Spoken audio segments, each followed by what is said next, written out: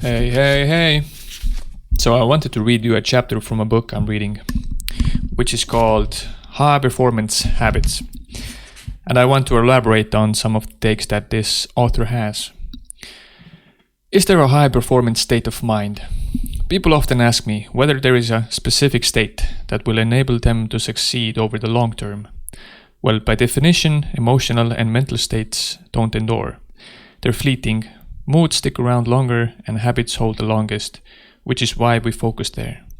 But I think what people are really getting at is, how will I feel when I've hit high performance? What does it feel like, so I can reverse engineer that? The question can be answered by the data. In a keyword analysis of public survey data on over 30,000 high-performing respondents, it's pretty clear. When people talk about how they feel in high performance, they report feeling full engagement, joy, and confidence. This means they tend to be fully immersed in what they are doing, they enjoy what they're doing, and they have confidence in their ability to figure things out. Rounding out the top 5 were purposefulness and flow, as in, I'm feeling like I'm in flow, in the zone. Was not an option in our surveys because it's a phrase rather than a word, but it was the most common written in descriptor. Determination, focus, intention, deliberateness, and conscientiousness. Conscientiousness. Rounded out the top concepts people use to describe what being in high performance felt like. Knowing this, you might as well start with the end in mind. Start bringing your full attention to the moments of your life. Start bringing more joy. Start bringing more confidence. These things will not only make you feel better, they'll also help you perform better. Still, the same caveat applies to states as to strengths. Without effective habits, they're just not enough.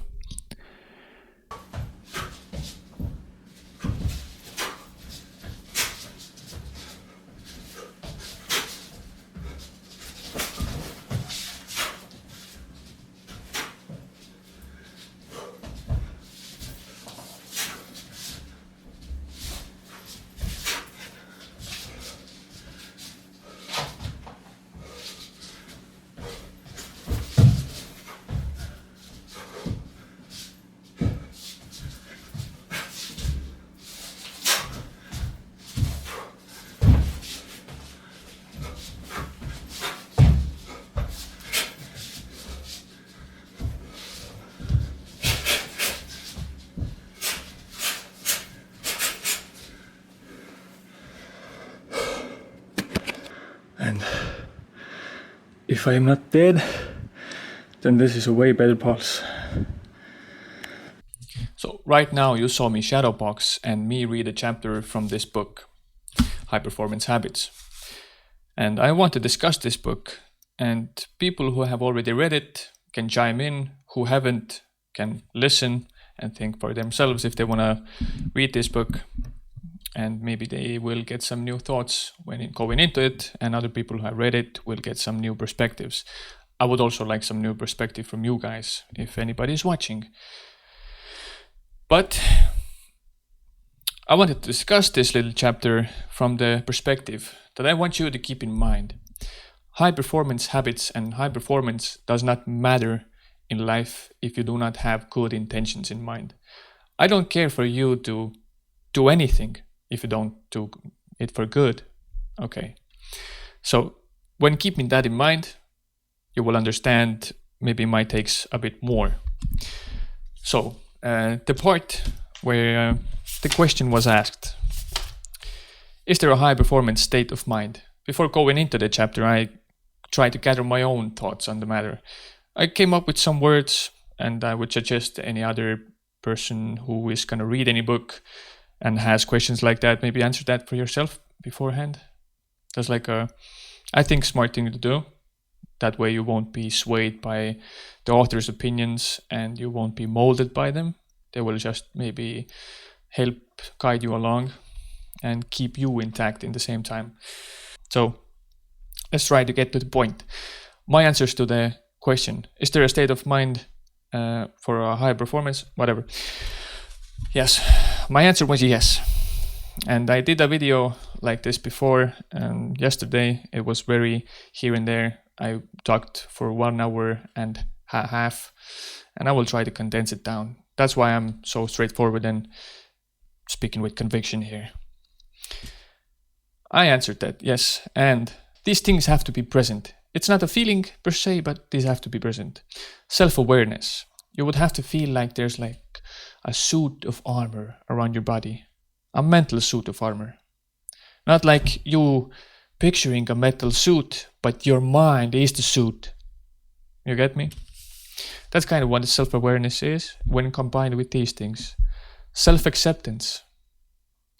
And introspection. A big word. I will put it up right here what it means. I read it through, kind of does describe it, but it is a shit descriptor if the descriptor itself needs a description or explanation. Okay. So what the book gave me were the things that you heard me say before when I read the chapter.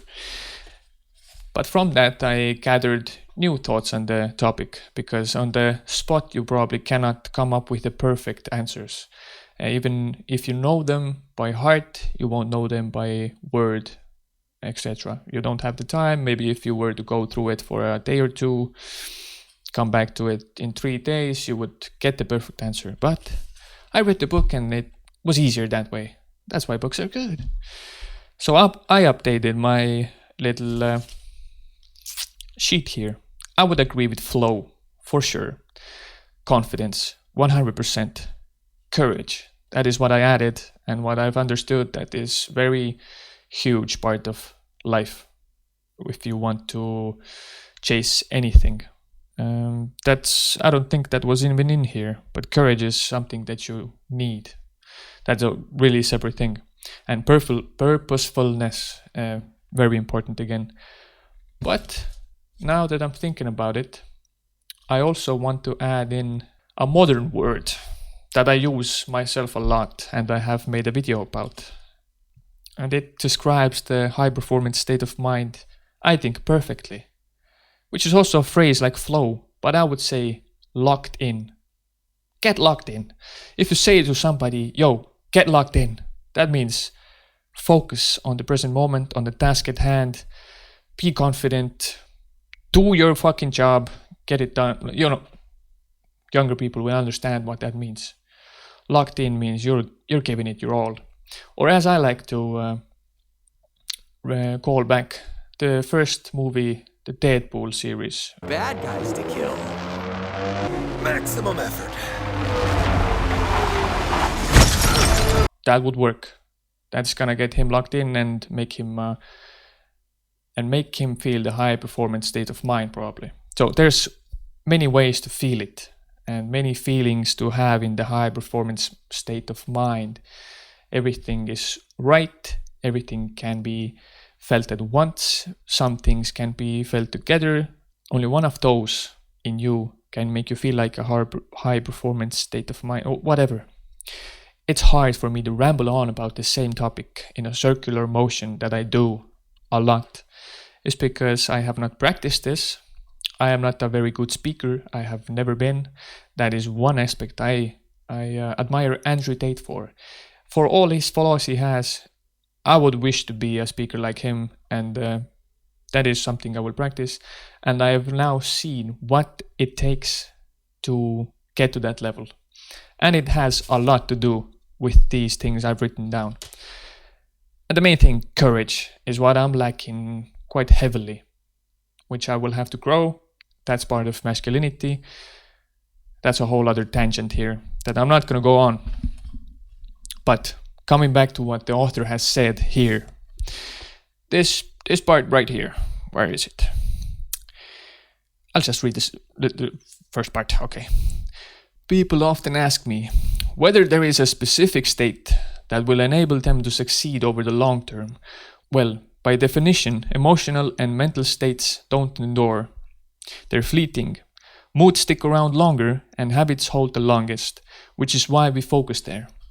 So this whole sentence of a thing I have an issue with, a little. It's not like a big deal in the sense where you're wanting to become a high performer. But for me, it's more important to become a positive forced high performer than anything else, like I specified in the beginning of the video, okay? So that is why I would preface the importance of emotional and mental states way more than it does with a single half a sentence over here, kind of dismissing it.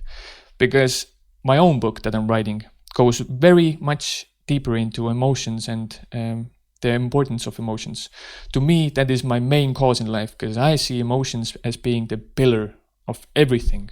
Or not pillar, but part of everything, pillar for most things, pillar for you being a good person, being a most beneficial person. More of that in my book, but just to state it in this and to bring it out, emotional and mental states don't endure.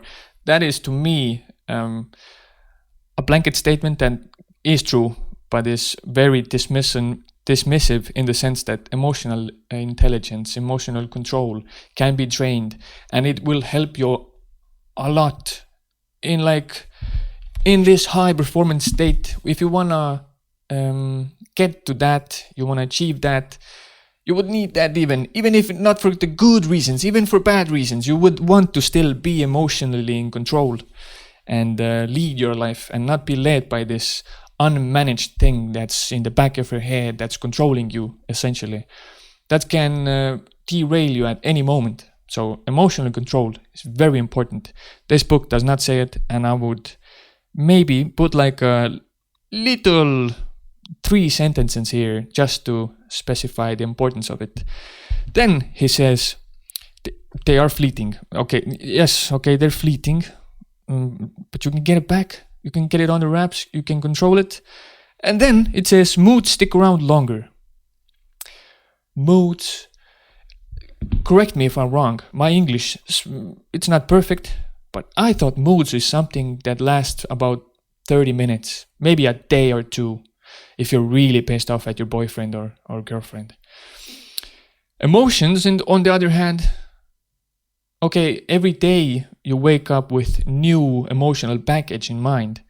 But if you have it under wraps, you can control it in a way that if I go to bed happy today, I will wake up happy tomorrow. And if I keep doing things that make me happy and keep me happy, I will be happy. I will feel joy.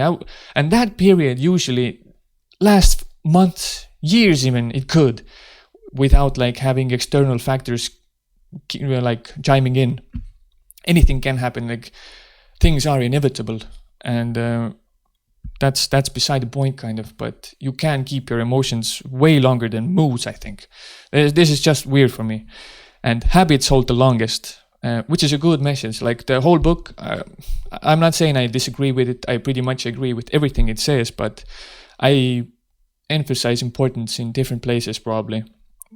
So saying that habits hold the longest, I wouldn't say it's correct, but it's, again, probably not incorrect as well, depending on the person, depending on how you hold up habits. But again, controlling your emotions and having that control over them will help you keep your habits longer. Because if you don't derail too much in your head, you won't derail from your habits. Makes sense? I think it does. Because I have built habits, I've dealt with my emotions, and all of them are like this kind of. But everything in life kind of builds up from your emotions and your emotional control. And having habits, very important. Work out, read books, do all of that.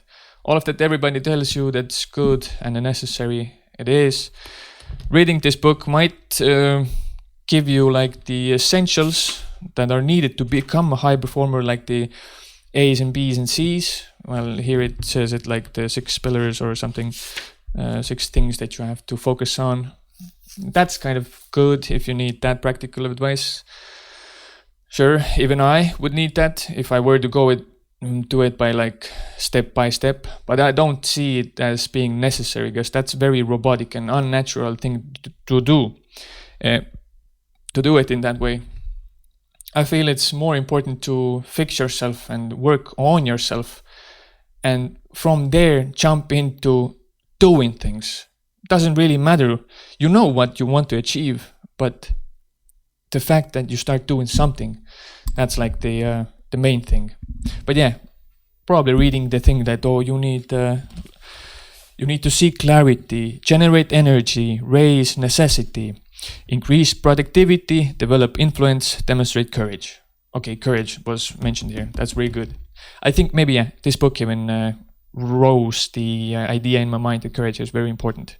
But I've exactly. You and I both knew that before, but it's like one of the hardest things I think to master.